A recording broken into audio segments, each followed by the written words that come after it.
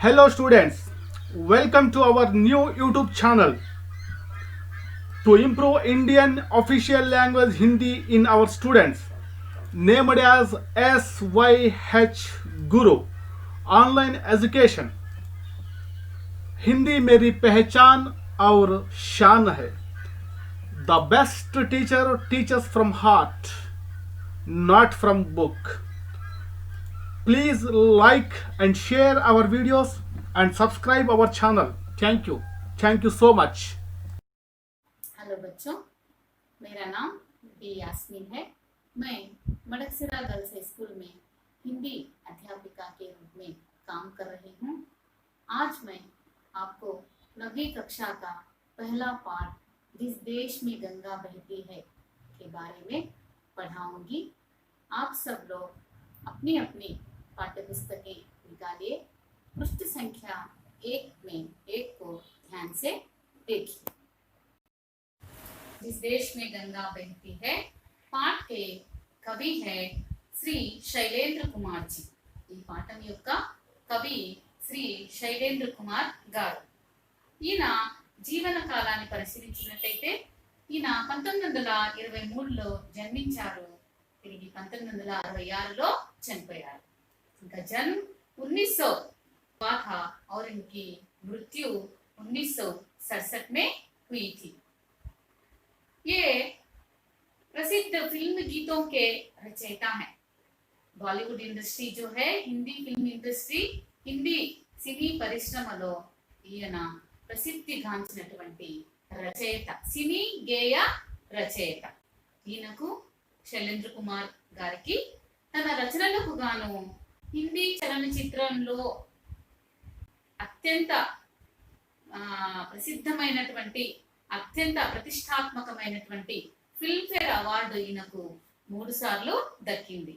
शैलेंद्र कुमार जी को हिंदी सिनेमा के अंतर्गत फिल्मफेयर अवार्ड 3 बार इनको दिया गया है.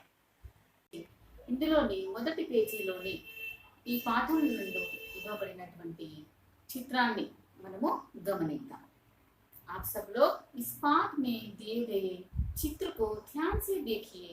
ఈ పాఠంలో ఇవ్వబడినటువంటి ఈ చిత్రాన్ని మనము గమనించినట్లయితే इस चित्र में क्या क्या दिखाई दे रहा है. ఇక్కడ ఇచ్చినటువంటి చిత్రంలో మనకు ఏమేమి బొమ్మలు, ఏ విషయాలని మనము గమనించగలుగుతామో చూద్దాం. इस चित्र में हमको क्या क्या दिखाई दे रहा है. ఈ చిత్రంలో మనకు ఏమేమి బొమ్మలు కనిపిస్తూ ఉన్నాయి. पहला एक सफेद पक्षी, ఒక అందమైనటువంటి తెల్లటి పక్షి. దాన్నే మనము పావురం అనుకుంటాం. తెల్లటి పక్షి అంటే తెల్లటి పక్షి ఏది ఉంటుంది? పావురమే తెల్లగా ఉంటుంది అన్నమాట. तो यहाँ पर एक कबूतर उड़ रहा है. ఒక పావురము ఎగురుతూ ఉన్నది. कबूतर आकाश में उड़ रहा है. और दूसरा सूरज, ఇక్కడ మనకు సూర్యుడు కనిపిస్తూ ఉన్నాడు. सूरज आकाश में हमको दिखाई दे रहा है. और नीचे अगर हम ध्यान से देखेंगे तो కింద మనము గమనించినట్టయితే ఇక్కడ మనకు పచ్చదనము కనిపిస్తుంది. हरियाली, हमको यहाँ पर नीचे हरियाली दिखाई दे रही है.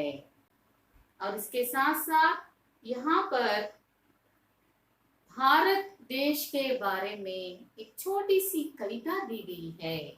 ఇక్కడ మనకు భారతదేశం గురించి చిన్నటి కవిత ఇక్కడ ఇవ్వడము జరిగిందన్నమాట. उस कविता के अंतर्गत भारत को शांति का संदेश देने वाला देश कहा गया है. सबका सम्मान करने वाला देश के रूप में बताया गया है. खुशी के गीत गाने वाला देश के रूप में बताया गया है. यानी భారతదేశాన్ని ఈ కవితలో శాంతికి చిహ్నముగా, శాంతికి ప్రతిరూపముగా భారతదేశం గురించి ఇవ్వడం జరిగింది. అంతేకాకుండా सबका समसम्मान करने वाला, यानी सभी देशों का, सभी धर्मों का, అన్ని దేశాలు అన్ని అన్ని దేశ ప్రపంచంలో ఉండేటువంటి సమస్త దేశ దేశీయులకు మరియు सभी धर्मों के और जातियों के लोगों का सम्मान करने वाला, అన్ని మతాలని అన్ని జాతి ప్రజలకు సమ్మాన కర్నే వాలా వాళ్ళని సంస్కరించడం భారతీయుల యొక్క గొప్ప సంస్కారం అన్నమాట. गीत खुशी के गाते जहां है, इतना ही नहीं भारत में खुशी के गीत गाए जाते हैं, यानी सब लोग అందరూ కలిసిమెలిసి ఆడుతూ పాడుతూ సంతోషంగా ఆనందంగా ఆనందదాయకమైనటువంటి వాతావరణంలో తమ జీవితాన్ని గడుపుతారు. ఎక్కడ? మన భారత దేశంలో. ఐసా భారత్ ఔర్ కహా హై, ఇటువంటి భారతదేశము మనకు మరెక్కడా, ఈ ప్రపంచంలో మరెక్కడా మనకు కనిపించదు. శాంతి का संदेश देने वाला, सबका सम्मान करने वाला और गीत खुशी के गाने वाला ही हमारा भारत देश है. यहाँ पर हम ध्यान से देखेंगे तो हमको कुछ रंग भी यहाँ पर इस चित्र में दिखाई देंगे. మనము గమనించినట్టయితే కొన్ని రంగులు కూడా మనకు ఈ చిత్రంలో మనకు కనిపిస్తాయి. కేసరియా, సఫేద్, హరా और नीला रंग, కాషాయం, తెలుపు, పచ్చ రంగు మనకి ఇక్కడ కనిపిస్తాయి. तो ये जो रंग यहाँ पर दिए गए हैं, ये किसको अंकित कर रहे हैं? ఇక్కడ ఇచ్చినటువంటి రంగులు దేనిని సూచిస్తున్నాయి? మన భారతదేశపు జాతీయ జెండాలోని రంగులు ఇవి. మన భారతదేశంలోని జాతీయ జెండాలోని రంగులు. हमारे भारत देश के तिरंगे में स्थित रंग ही यहाँ पर हमको दिखाई दे रहे हैं. पहला जो रंग केसरिया जो है, जो त्याग का प्रतीक माना जाता है. మొదటి రంగు అయినటువంటి కాషాయపు రంగు త్యాగానికి ప్రతీకగా భావిస్తామన్నమాట. दूसरा जो रंग है सफेद, वह शांति का चिन्ह है. రెండవ రంగు తెలుపు శాంతికి చిహ్నంగా మనము భావిస్తాం. और तीसरा जो रंग है हरा, वो हरियाली का प्रतीक माना जाता है. तीसरा जो रंग है మూడవ రంగు అయినటువంటి పచ్చటి రంగు మనము పచ్చదనానికి చిహ్నంగా భావిస్తాం. यहाँ पर कुछ फूल खिले हुए हैं नीले रंग के. ఇక్కడ కొన్ని పువ్వులు వికసించి ఉన్నాయి నీలి రంగులో. तो इस चित्र को देखने पर, ఇక్కడ ఇచ్చినటువంటి ఈ చిత్రాన్ని మనము చూచినట్టయితే భారతదేశం గురించి మనము తెలుసుకోబోతున్నాము. భారతదేశం యొక్క ఔన్నత్యం గురించి, భారతదేశం యొక్క గొప్పదనం గురించి మనం ఈ రోజు చదువుకోబోతున్నాము, తెలుసుకోబోతున్నాము అనేది మనకు ఈ ఇక్కడ ఇచ్చినటువంటి ఈ చిత్రము ద్వారా మనకు అర్థము అవుతుంది. तो हम आज भारत देश के बारे में संपूर्ण जानकारी प्राप्त करने वाली है. भारत देश कितना महान है, कितना प्राचीन है और कितना दुनिया में सबसे भी बहुत ही पूजनीय, यानी दुनिया के सब देशों से सराहा जाने वाला भारत देश के बारे में हम आज पढ़े. పాఠ్యపుస్తకంలో ఇచ్చినటువంటి ప్రశ్నలను మనము గమనించినట్టయితే రెండవ ప్రశ్నలో కొన్ని క్రియాపదమైనటువంటి పదాలను ఇవ్వడము జరిగింది. यहाँ पर अगर दूसरे प्रश्न को हम देखेंगे तो कुछ क्रिया शब्दों को यहाँ पर दिया गया है, जैसे उड़ना, चमकना, खिलना. उड़ना, चमकना, खिलना. ఎగురుట, ప్రకాశించుట, వికసించుట, అనేటువంటి క్రియాపదాలను ఇక్కడ ఇవ్వడము జరిగింది. పిల్లలు, ఈ క్రియాపదాల యొక్క సంబంధం ఇక్కడ ఇచ్చినటువంటి చిత్రంలో వేటితో వీటి సంబంధం ఉందో మనము గమనిద్దాం. तो पहला शब्द है మొదటి పదమైనటువంటి ఉడున, ఎగురుట. ఎగురుట అన్న క్రియాపదము ఈ చిత్రం ఇక్కడ ఇచ్చినటువంటి చిత్రంలో వేటితో సంబంధం? పక్షి ఆకాశంలో ఎగురుచున్నది. పక్షి आकाश में उड़ रहा है. कबूतर आकाश में उड़ रहा है. ठीक है. दूसरा शब्द चमकना. चमकना माने प्रकाशिंचुटा. चमकना माने प्रकाशिंचुटा. तो चमकना शब्द का संबंध इस चित्र में सूरज से है. ప్రకాశించుట అన్న పదం యొక్క సంబంధం ఈ చిత్రంలో సూర్యునితో కలిగి ఉన్నది. सूरज आकाश में चमक रहा है. सूरज आकाश में चमक रहा है क्रिया शब्द है. సూర్యుడు ఆకాశంలో ప్రకాశించుచున్నాడు. ठीक है, సరేనా? మూడవ పదమైనటువంటిది ఖిల్నా. ఖిల్నా మానే వికసించుట.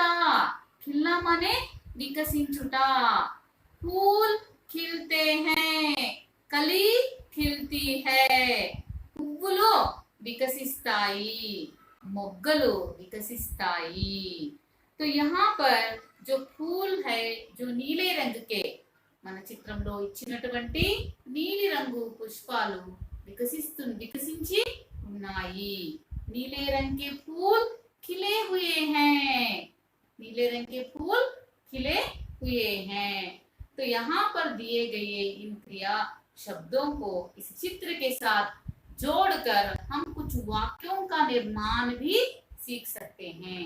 ఇక్కడ ఇచ్చినటువంటి ఈ పదాల ద్వారా మనము ఇక్కడ చిత్రంలోనిటువంటి బొమ్మలతో సంబంధాన్ని తెలుపుతూ కొన్ని వాక్యాలను కూడా మనము నిర్మించడము నేర్చుకున్నాం అన్నమాట. तो तीसरा प्रश्न को ध्यान से देखिए. మూడవ ప్రశ్నని మనము గమనించినట్టయితే इस चित्र से हमको क्या संदेश मिलता है?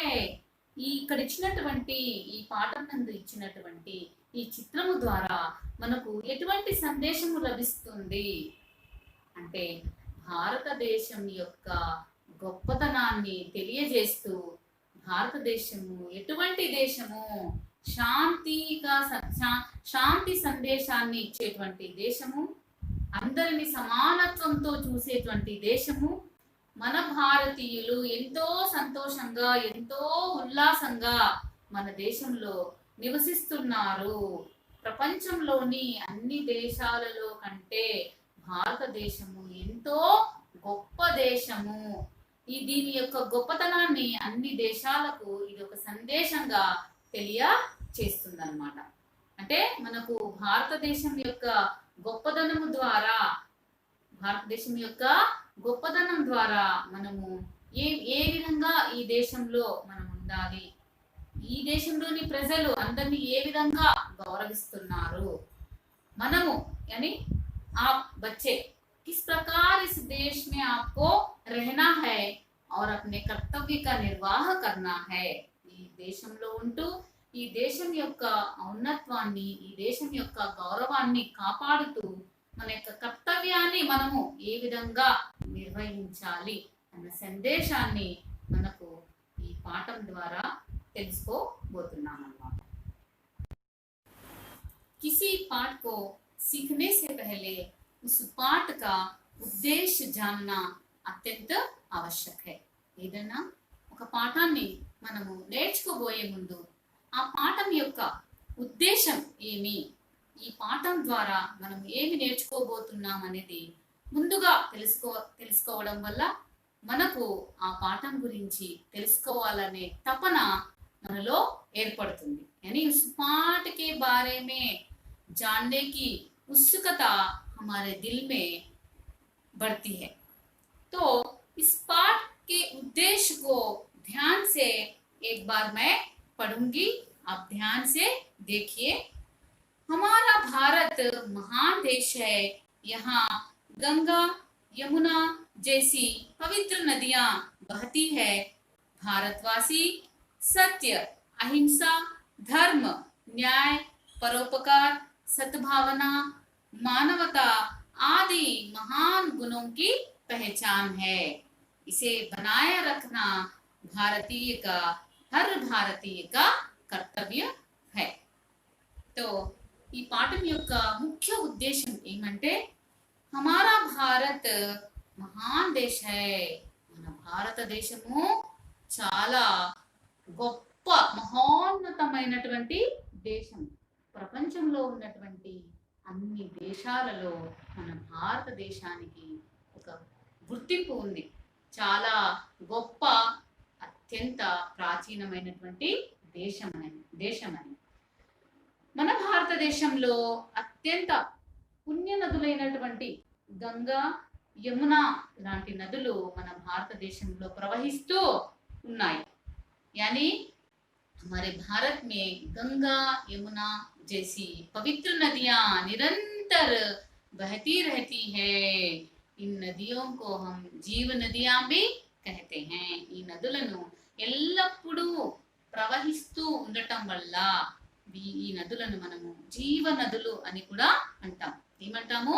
జీవ नदुलू। हमेशा पानी से बहते रहने के कारण इन नदियों को हम जीव नदियां कहते हैं। भारतवासी सत्य, अहिंसा, धर्म, न्याय, परोपकार, सद्भावना आदि महान गुणों की पहचान है। यानी हमारे भारतीयों की एक पहचान है। మన భారతీయులకు ఒక గుర్తింపు ఉంది। అదేమిటంటే భారతీయులు సత్యవంతులు, అహింసా మార్గంలో పయనించే వాళ్ళు, ధర్మ మార్గాన్ని అనుసరించే వాళ్ళు, परोपकार दूसरों का उपकार करने वाले और न्याय के मार्ग पर चलने वाले, सद्भावना మంచి భావనని ఇతరుల పట్ల కలిగిన వాళ్ళు, మానవత హ్యుమానిటీ మానవీయ గుణగణాలని కలిగిన వాళ్ళు మన భారతీయులు అన్న గుర్తింపు ప్రపంచంలో అన్ని దేశాలలో కంటే మన దేశానికి ఈ గుణాల వల్ల, ఈ సత్యం, అహింస, ధర్మం, న్యాయం, పరోపకారం, మంచి ఇతరులకు సహాయం చేసేటువంటి సహాయ గుణాన్ని కలిగినటువంటి మానవీయ గుణగణాలు కలిగినటువంటి వ్యక్తులుగా భారతీయులకు ప్రపంచ దేశాలలో ఒక గుర్తింపు ఉంది। भारतवासियों को दूसरे देशों में कैसे पहचाना जाता है कि भारतीयों के दिलों में, भारतवासियों के दिलों में सत्य, अहिंसा, धर्म, न्याय, सद्भावना, परोपकार और मानवता भारतीयों की पहचान मानी जाती है। इस पहचान को ఈ గుర్తింపుని బర్ఖరార్ రఖనా, ఈ గుర్తింపుని నిలుపుకోవడము భారతీయులుగా మన యొక్క కర్తవ్యం। इस पहचान को बनाए रखना हर भारतीय का कर्तव्य है। ఈ మిగతా ప్రపంచ దేశాలలో భారతదేశం యొక్క గొప్పతనాన్ని బర్ఖరార్ రఖనా, ఆ గొప్పతనాన్ని చిరస్థాయిగా అలాగే నిలుపుట ప్రతి భారతీయుని యొక్క కర్తవ్యం।